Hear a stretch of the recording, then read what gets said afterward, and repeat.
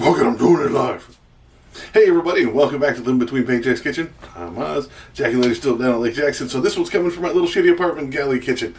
Sorry. This one is just the one way that I usually try to cheat making some food. It's outstanding, it's great, but it's super easy to do. So, it's something you can make and just like, hey, look what I made, everybody. And it looks totally awesome, totally fancy. Before we get into it, be sure to like, share, subscribe, do all the YouTube stuff. We very much appreciate it. Also, check the link down the doobly-doo for our merch. Look, we got these fancy aprons, pot holders, spatulas, flippers, all kind of mess. Links down the doobly-doo. And let's just get into it. Food is over here.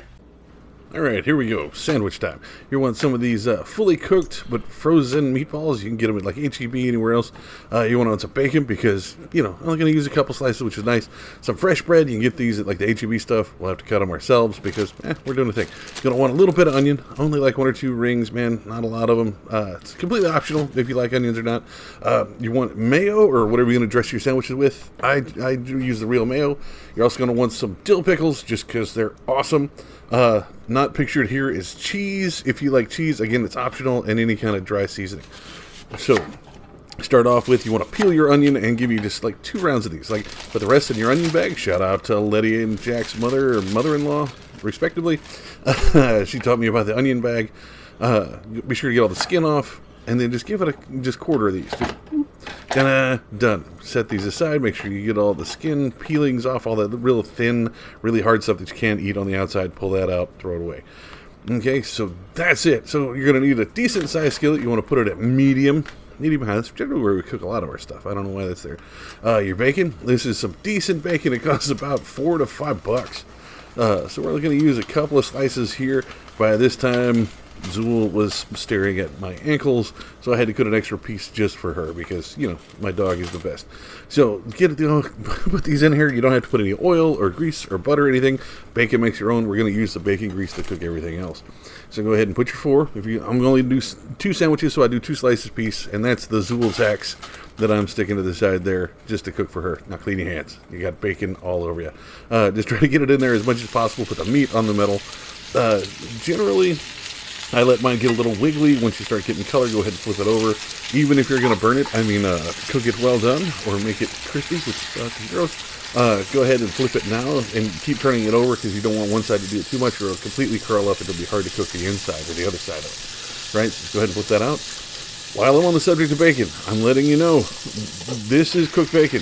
If you cook it to where it's crispy, that shit's burnt. Okay? If you grab any kind of piece of meat and you can hold it by one part and hold it out and it stays straight, that shit's burnt. Okay? That's how that works. I'm sorry. I don't want to argue with you, but that shit's burnt. So, I let mine get at least starting to brown on the outside, a little bit of wiggle to it.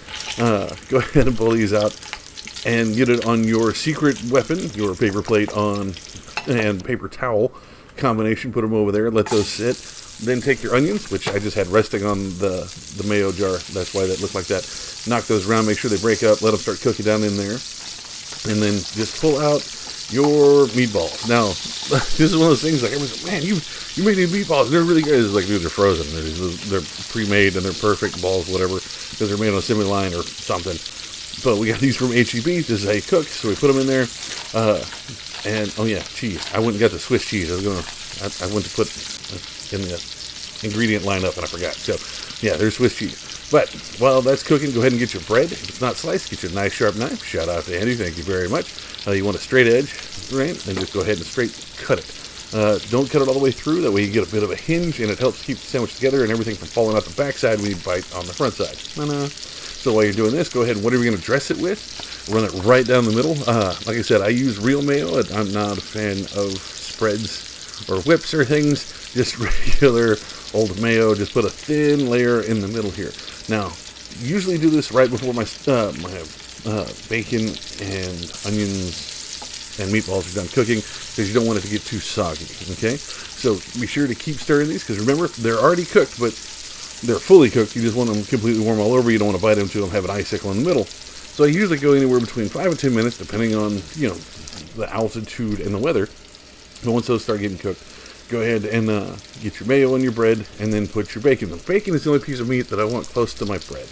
Mostly because it's been sitting on the paper towel. It's soaked up most of that grease and it won't soggy up your bread. So after you do that, Right. Oh, and I want to show you. Like, I also got some of this onion loaf or whatever, some fancy long bread. It's a lot wider than the regular, like 75 cents for the entire thing bread. So I'm going to show you how to do both of those. So that'll be fun. The same thing. Just put the bacon directly on there. Now these I separated, so I can go ahead and pull my onions out a little bit early because they're starting to caramelize. I like them a little crispier, not completely limp. So go ahead and pull those out. Secret weapon, paper towel on a plate, and set those aside, right? Like, keep your meatballs in there. Don't let them just sit up on the one side. Kind of stir them around. Now, your cheese. Here we go. Now, your cheese is going to seal your bread and everything off from the grease and your other dressing. So it keeps all the flavors separate until you go to eat. So you just set this down in here, kind of push it down the middle, and it's going to try to seal that off. Now when you put the warm meatballs on it, it'll kind of melt it, and it'll hold the meatballs in it, so you don't have to worry about them like sliding out, falling out the end, and that kind of stuff when you're eating it. Now on your regular flatbreads that you usually have, I mean, they're not flatbreads, they are breads that are flat. It's the same kind of thing when you put cheese on here. Now this one's longer than regular bread, so just get some cheese, break that shit in half, put the little skinny piece down on the end so it's nice and covered, and then you can either eat the other part or Zultax. Let your dog munch on it, whatever. So make a little room, separate these, make sure these are nice and cooked. Now I'll take these out and put them on my paper plate because I don't want the grease to seep through and get in my bread.